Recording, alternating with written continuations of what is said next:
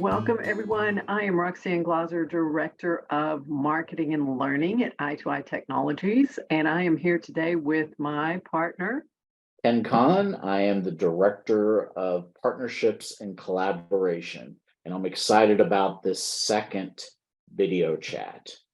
We're really excited about this week's topic because our framing question is going to be, what is something that is often overlooked in a hybrid event? But Ken, as we get started today, can you help just put some parameters around how would you define a hybrid event? Yeah, so if you've heard the term hybrid event and you're wondering, well, what is that exactly, right? So when we talk about a hybrid event, what we're talking about is the majority of people are all in one location.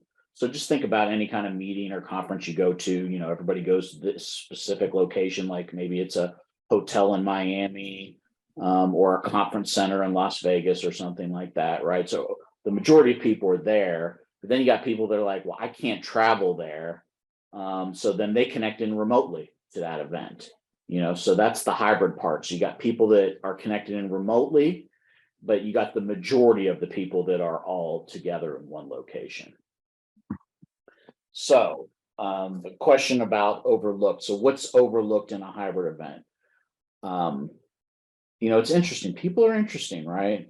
Like, if we're all good with something, then we're not really too worried about everybody else. So I think that's the thing about a hybrid event is the majority of people are in one location. I'm here. I traveled here. I can get to everything. I can see everything. I can hear everything.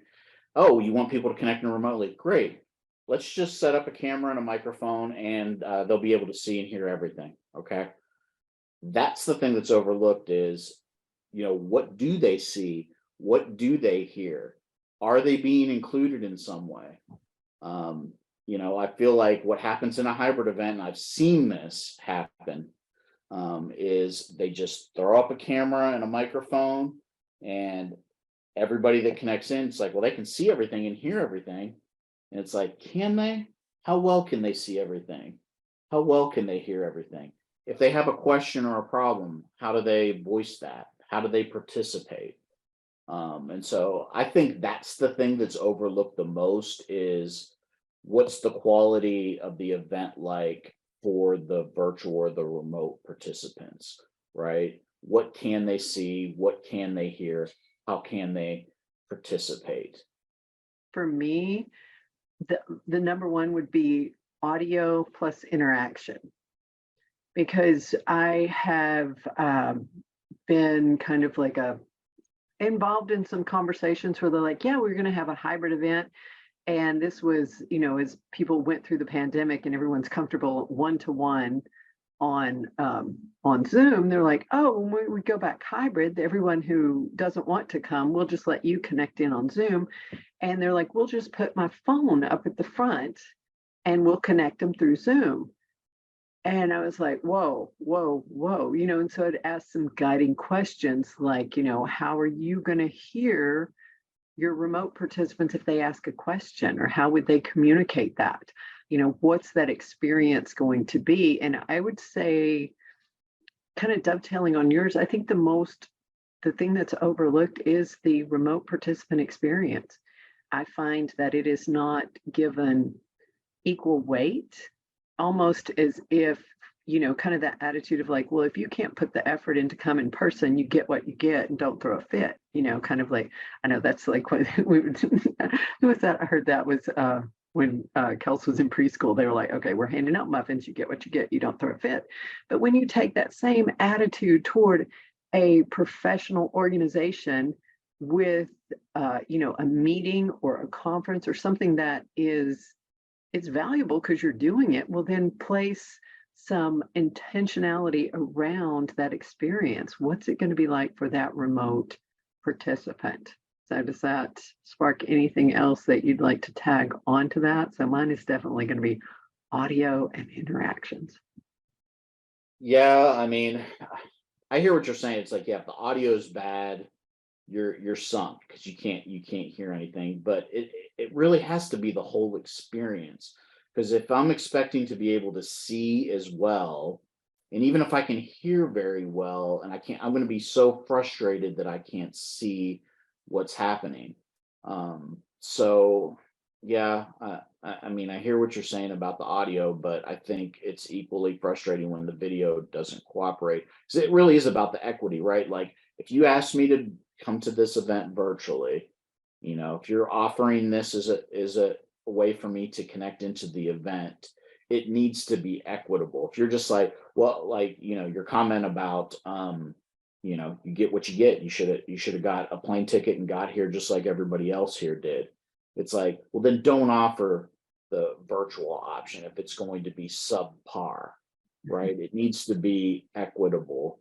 And I know things happen and sometimes there's things out of our control, but you need to go in saying, okay, we want to make sure people are going to be able to see what's happening here. Are they able to see the slides like everybody else can see in the room? Are they able to see the speaker like everybody else can see in the room? And then, obviously the hearing and the audio is you need to be able to hear them, and I have had those experience like where people are like, oh, well, we'll just set a computer up here, or like you said, we'll just set my phone up so they can see. And it's like, well, we can't really hear. It's like, oh, we'll try to talk a little bit louder. Or can you just turn your speakers up? And it's like, I mean, come on. I mean, did you test it? Did you make sure that people could hear? Did you make sure that they would be able to see what's going on? Okay, if we go back to our question of like something that's often overlooked, yeah, two parts of that, like the testing, like you said, the testing of the equipment, the sound quality, and I get people say they don't have time to do that, but I would push back on that to say if it is important, if your content is important and it's important enough for you to ask/require others to attend, then it's important enough to test it, so just make that part of your process to make sure it works. And that is something that, we've been doing because we've been doing this, what's our joke? Like we've been doing this since the technology was super hard. And now, there are things that we can do now we couldn't do just, a few years ago. But that testing, I think that is something that, people just assume it's going to be easy. It's going to be the same thing as if I'm in my controlled home office. Is going to be the same thing as if I go into a conference ballroom, or if I am, teaching in a hybrid setting. That can be, we've worked with groups that do have, a cohort of students in one classroom, and then they'll have remote students coming in.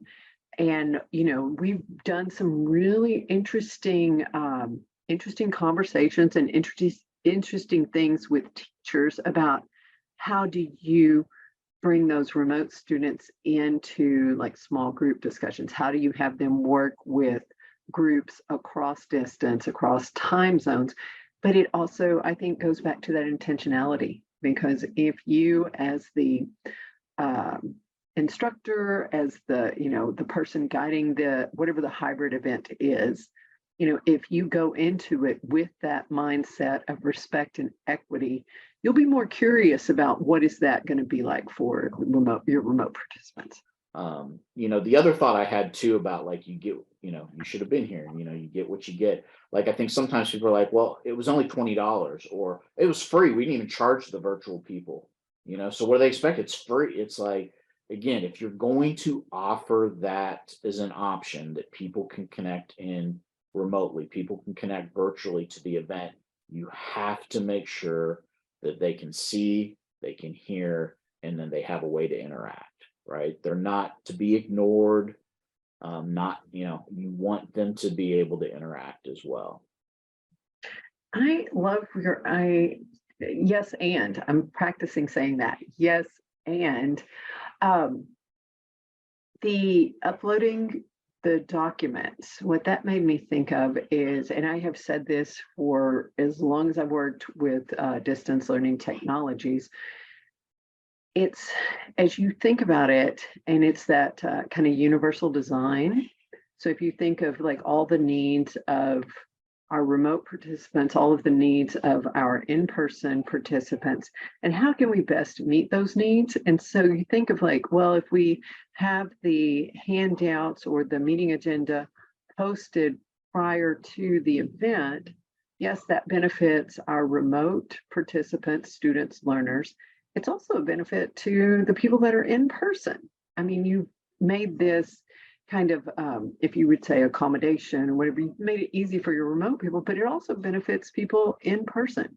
So there are things that, when I've worked with groups, sometimes you'll come to it of like, oh, it's a lot of extra work to get it to be a certain quality for the remote.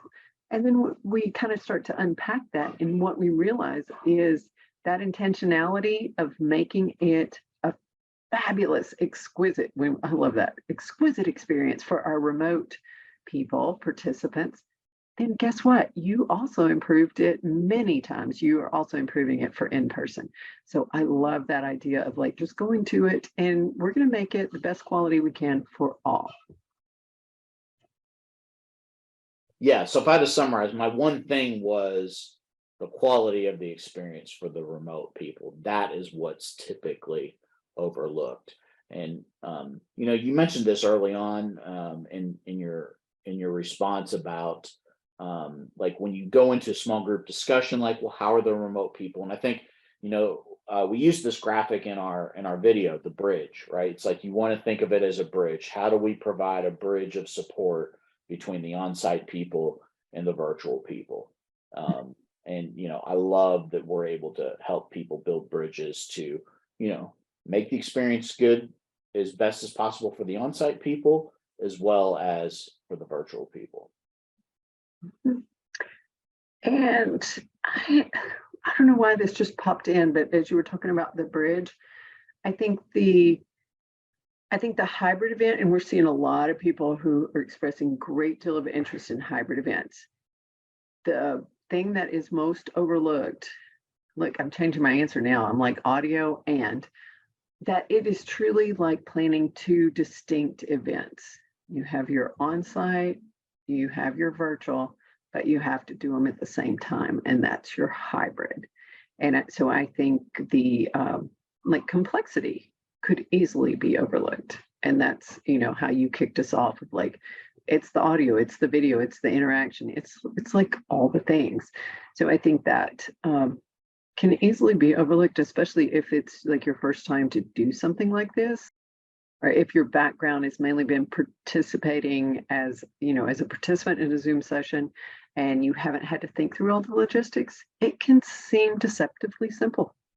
I tell you what, Ken, I do enjoy our time together and to discuss these types of questions, because I think, like I said, I've been in lots of conversations where I hear someone saying, oh, we're going to have a hybrid event. We're just going to do it this way. And so hopefully these conversations will help people think a little bit as they are putting things together, or if they need some help with that, that's one of the things that we do specialize in. Yeah, love talking about it too. So if you really just want to connect, just to have a conversation, just to pick a brain a little bit, just reach out to us. We'd be happy to connect and just chat a little bit. All right. And this concludes our chat number 2. Take care, y'all.